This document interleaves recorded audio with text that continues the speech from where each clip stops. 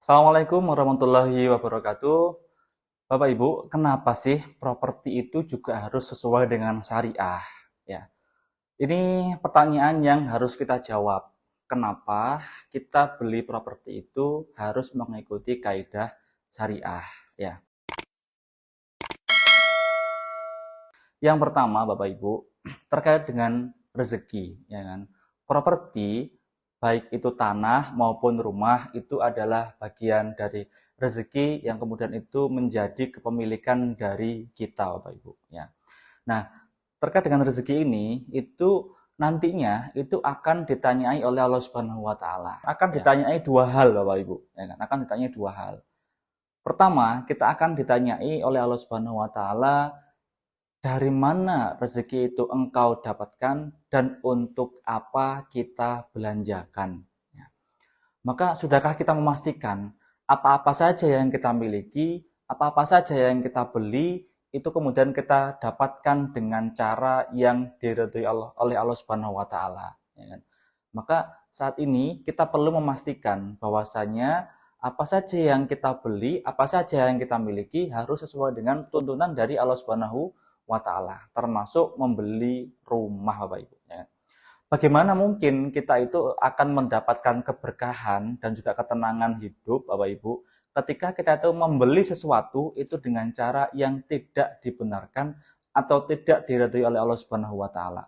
Contohnya dengan transaksi riba Bapak Ibu.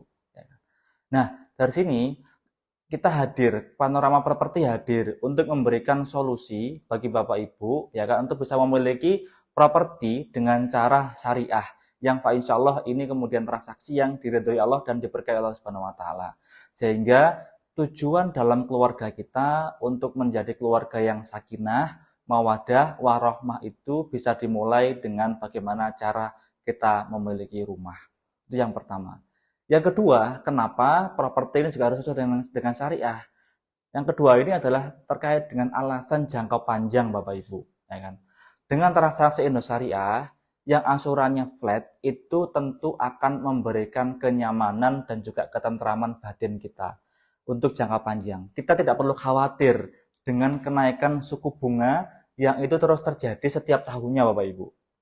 Ya, karena skema kita di syariah ini itu angsurannya flat, Bapak Ibu. Angsurannya flat sampai lunas sehingga tidak ada beban bunga setiap tahunnya. Ya kan? Dan yang ketiga Bapak Ibu, kenapa kita beli properti harus sesuai dengan syariah, ya kan? Nah, kemudian yang ketiga Bapak Ibu, ya kan kenapa? Karena kita ingin rumah kita ini menjadi rumah yang berkah, ya kan? Rumah yang memberikan ketenangan, memberikan kenyamanan untuk keluarga kita, pasangan kita, bahkan buah hati kita tercinta. Ya. Sehingga kita perlu memastikan rumah kita ini menjadi rumah yang penuh dengan kedamaian, penuh dengan keberkahan dari Allah Subhanahu wa taala.